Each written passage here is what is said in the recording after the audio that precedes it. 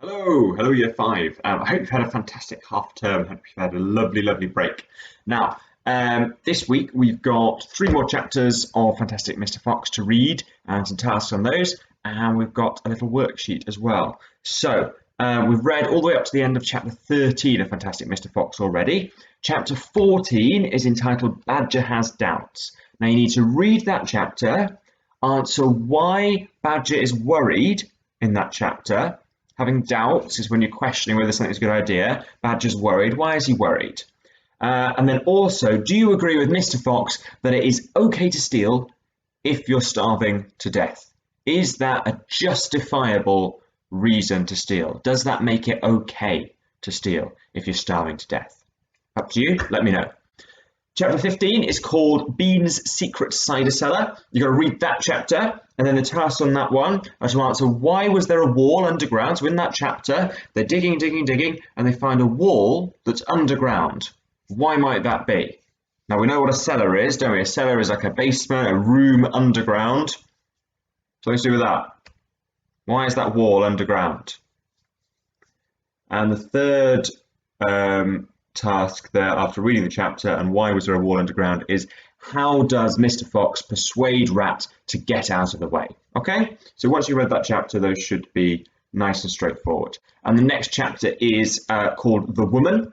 You've got to read that chapter. You've got to answer how does Rat know that he won't get poisoned? And thirdly, synonyms are words with similar meanings, like student and pupil. Yeah, they're basically synonyms. They basically mean the same thing. Or oven and cooker. Yeah, it means more or less the same thing. At the end of the chapter, Rat lists several words that are synonyms for thieves. So they have roughly the same meaning as the word thieves. I want you to find them and list them. List these synonyms, list these words that have the same meaning as the word thieves. Okay, now the worksheet. The worksheet is on writing from different points of view, different perspectives we call it, different points of view. Now you'll need to have read the Baba Yaga story. I've included a link to that again if you haven't on Microsoft Teams. Now we've got 4 types of word that we need to use. It is fine because you use them all the time anyway, so don't get worried about this, okay? So whenever you use a word that is a thing or a person or an animal or a part of a thing or a person or an animal, that's a noun, right? So Mr. Trev, that's a noun, okay, because I'm a person. Mr. Trev's face, okay, it's a part of a person, so it's a noun as well, face. Oven, like we had before, fridge. I'm just naming things I can see now because I'm in my kitchen. So anything that's a person or an object, a dog, it's a noun. Okay, so you use that all the time.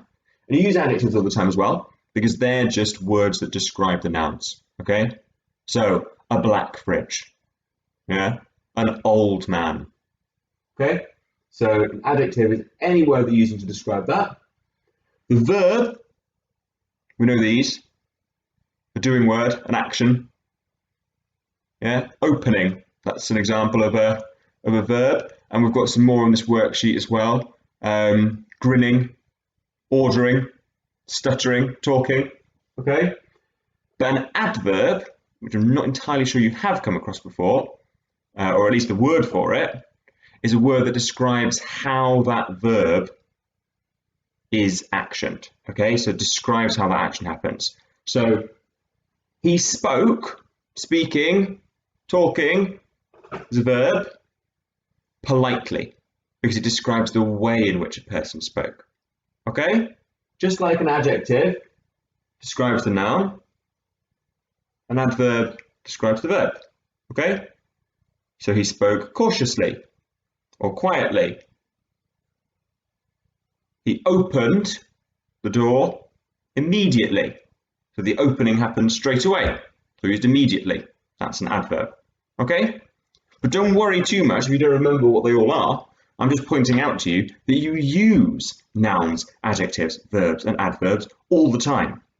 So a little worksheet that asks you to write from Baba Yaga's perspective and to use those adjectives, verbs, and adverbs, you will naturally want to use adjectives and verbs and adverbs in your writing because you will want to describe how the objects look. You will want to list some things that happen, some actions, and you will want to describe the way in which those actions happen. You will want to have a character not just talk, but talk quietly or talk confidently. Okay? Thank you very much. I will see you next week.